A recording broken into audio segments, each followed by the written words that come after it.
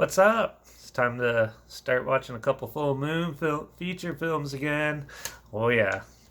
Today I'm going to be talking about going back into the Puppet Master franchise and talk about Puppet Master X Axis Rising.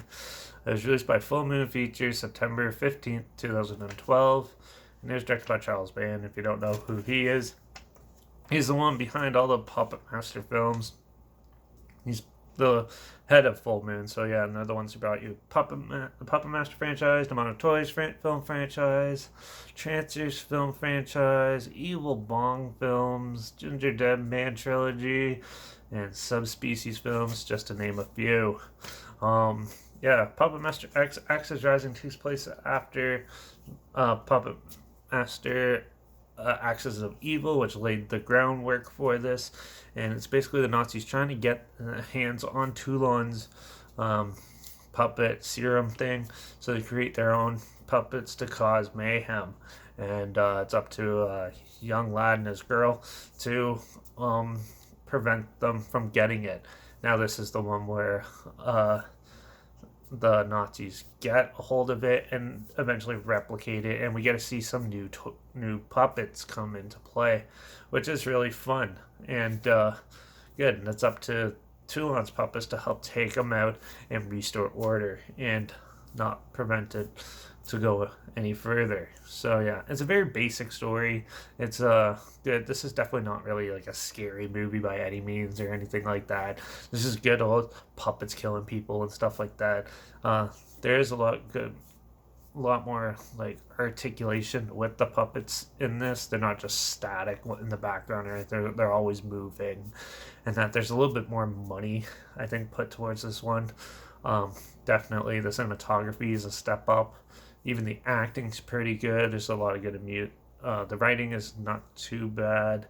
It can be slow though. It does take a while to start up, and once the puppets go in, it goes by so fast that it was a little disappointing. But yeah, but it's still fun and interesting, and they always try to do something weird. There's some points where it'll be like the the the Nazis might have the upper hand, and then they don't. And then something else happens, and then all of a sudden they get the upper hand and stuff. There's a lot of good like little twists and stuff like that that they try to implement into this one, than having it just a stagnant, straightforward, like typical Puppet Master film.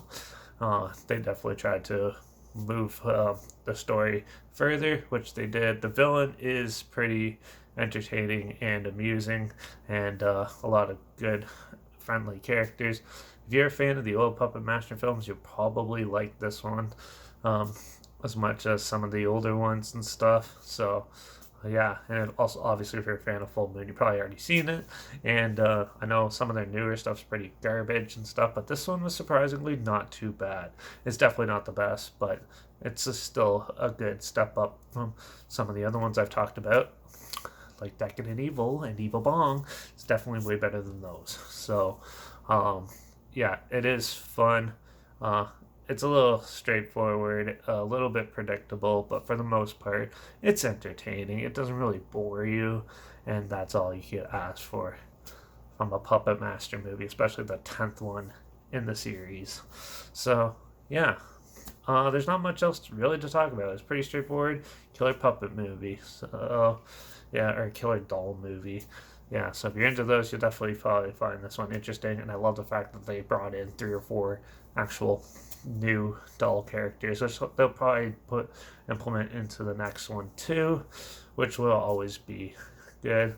More killer dolls, the more fun it is. So yeah, definitely if you haven't checked it out, check it out. There's a link down below, like always. I'm gonna give this film probably a 3.5 out of 5. I wish they did a little bit more in that the dolls killed, had a little more kill. There are some good kills in this, but I'm still lacking a bit of it. This one trying to focus more on the love story and stuff, more than and trying to get the Nazis to get their hands on it than anything else. But the climactic fight scene at the end was fun and worth the wait. And it goes by pretty quick too. For an hour and a half movie, it went by pretty quick. So, yeah, definitely check it out. Yeah.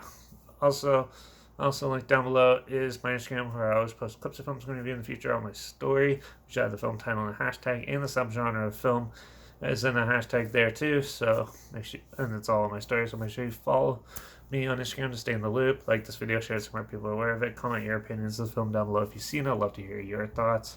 Also, yeah, comment your favorite Puppet Master film down below too. I'd love to hear which one's your favorite. And if you want me to review more full moon films sooner rather than later, comment those down below. I'll try my best to get to them as soon as I can if I can find them.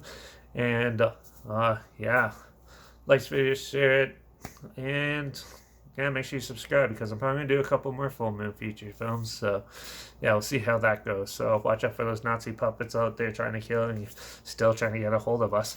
And I guess I'll see you all in the next review. So cheers.